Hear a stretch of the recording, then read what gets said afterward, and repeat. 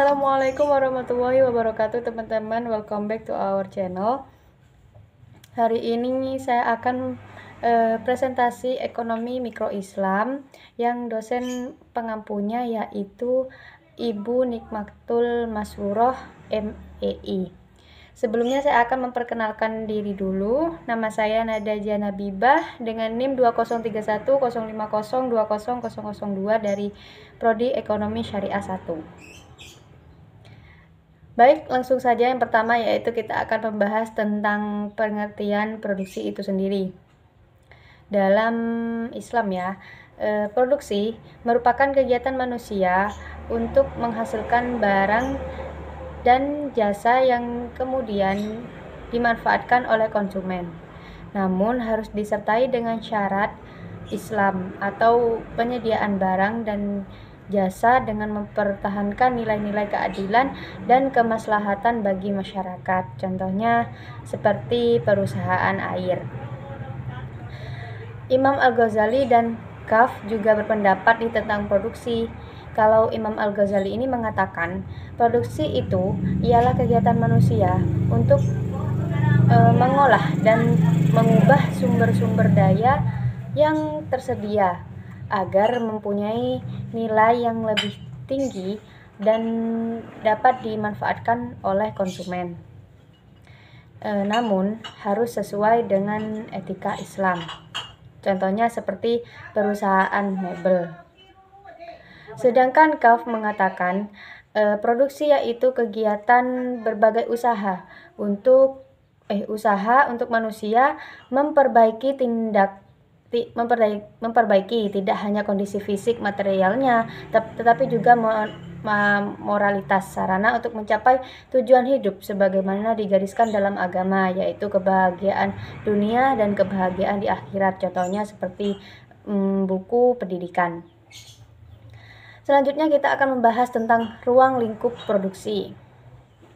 Nah, ruang lingkup produksi meliputi apa aja? Yang pertama yaitu kegiatan produksi, yaitu suatu kegiatan ekonomi untuk menghasilkan atau menambah nilai guna barang dan jasa untuk memenuhi kebutuhan manusia atau konsumen. Yang kedua yaitu proses produksi. Merupakan suatu cara atau metode yang dilakukan produsen untuk menghasilkan atau menambah nilai guna barang dan jasa. Nilai gunanya meliputi apa aja? Nilai gunanya yaitu nilai guna bentuk, nilai guna jasa, nilai guna tempat, nilai guna waktu, dan nilai guna milik. Yang ketiga yaitu ada faktor produksi. Faktor produksi yang pertama yaitu faktor produksi alam, yaitu segala bentuk sumber yang ada di alam yang bisa digunakan oleh manusia untuk memenuhi kebutuhan hidupnya. Yang kedua yaitu ada faktor produksi. Faktor produksi ini yaitu tenaga kerja atau faktor produksi insani yang secara langsung maupun tidak langsung menjalankan program produksi.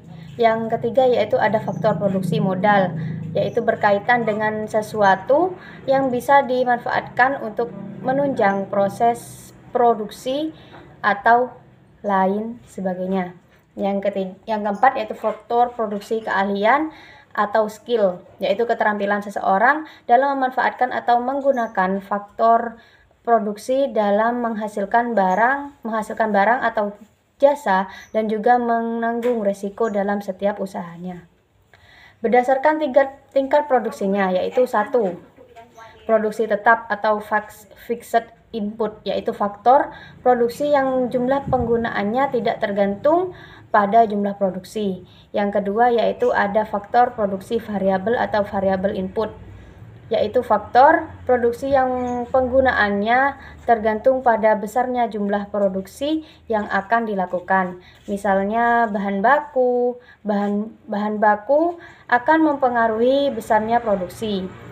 Semakin besar produksi, maka akan semakin banyak bahan baku yang akan digunakan.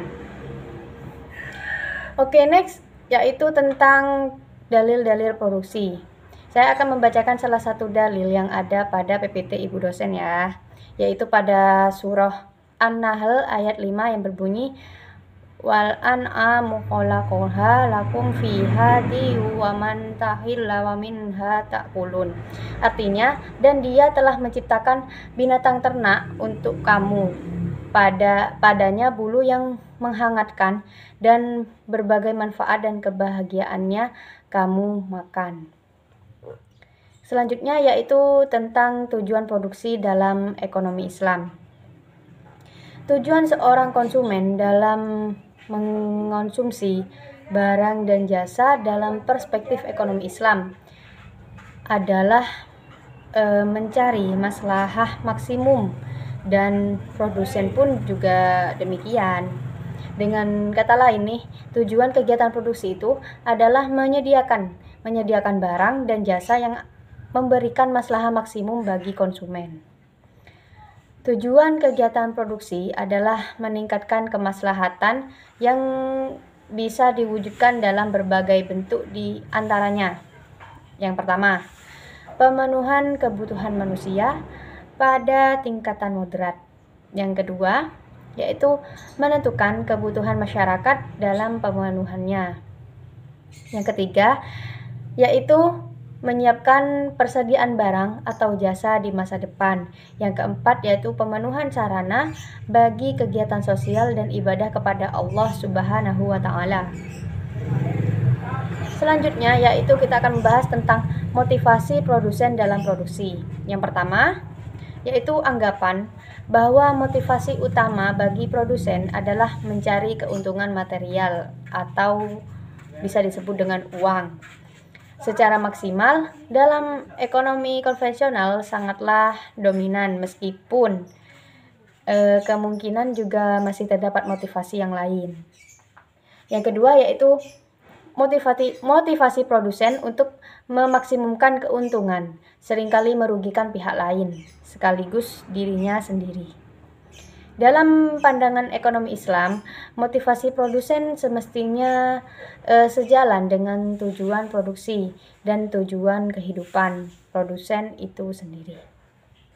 Dengan demikian, produsen dalam pandangan ekonomi Islam adalah maslahah maksimizer, mencari keuntungan melalui produksi dan kegiatan bisnis lain memang tidak dilarang sepanjang berbeda dalam bingkai tujuan dan hukum Islam.